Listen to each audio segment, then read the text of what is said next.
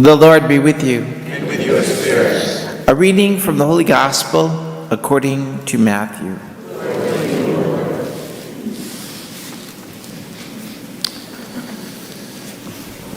The bridegroom came, and those who were ready went with him into the wedding banquet, and the door was shut.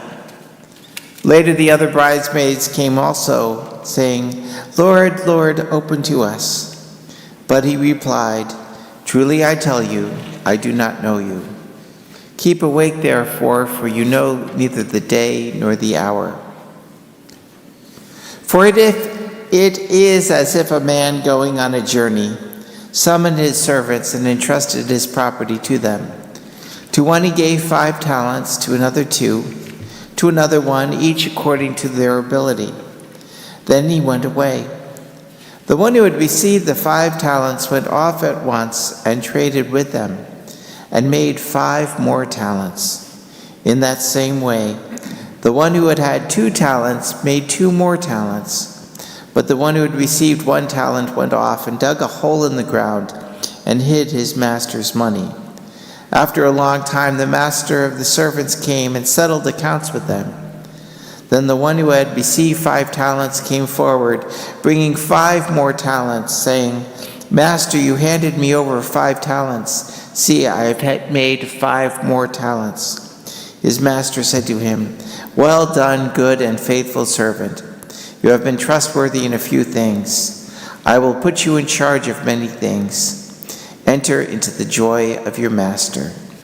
The Gospel of the Lord. Praise to you, Lord Jesus Christ. Please be seated. I want to thank everyone that's here today. I want to thank the choir and all those that are present here today.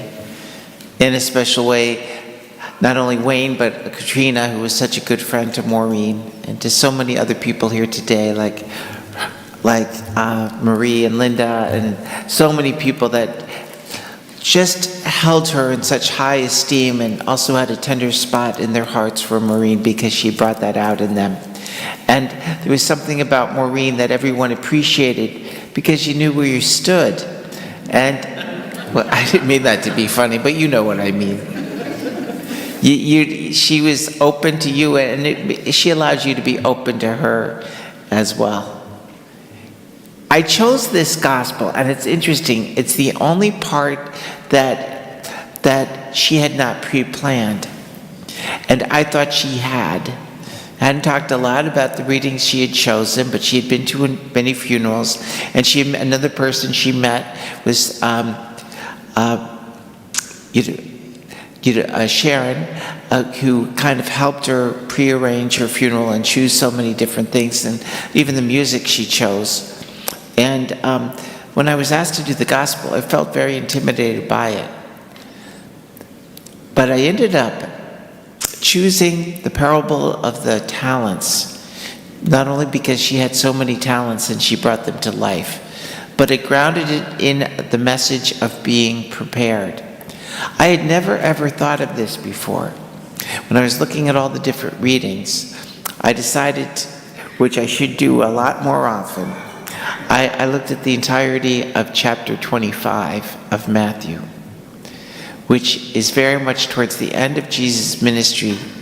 He's continuing to teach people in the history of this Sermon of the Mount. He's beginning to give them stories and parables to how to live their life. And now towards the end of the gospel, he's preparing them for death, to live their lives in such a way. And I never thought about the 5 talents, the 3 talents, and the 1 talent happening right after the parable of the 10 bridesmaids, 5 of which were ready and 5 were ill-prepared. And that's why you hear the tail end of that, but it really is part of the same. We begin in Matthew 25 with the verse 10, and it continues on through verse 21. It's one complete story. I left the first part out of the bridesmaids, but I like the way that it kind of reminded us. Truly, I tell you, you keep awake, for you know neither the day nor the hour. And I thought, because that ties in with our gospel, the main part of the gospel I chose today, I thought that should be included. Because one of the things that impressed me these many weeks and these last few months was how important it was for her to be prepared. And how when the time came, she was prepared to enter into the kingdom with the bridegroom, to remind herself her beloved husband she lovingly knew as Norm reminds us in a profound and special way that he was waiting for her. And it's hard for us to believe it's been, because she talked about him frequently, that it's hard to believe it's been since 99 that he passed away. And so nearly 17 years.